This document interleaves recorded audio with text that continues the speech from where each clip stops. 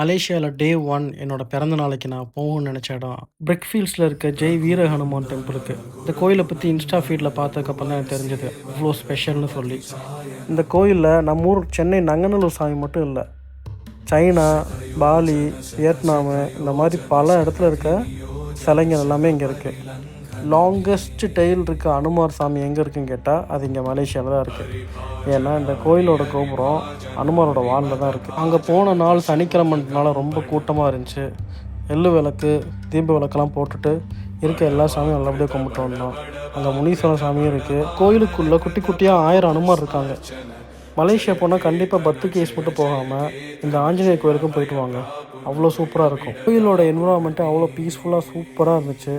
உள்ளுக்குள்ளே பார்க்குறதுக்கு அவ்வளோ ஆஞ்சநேய சாமி இருக்குது.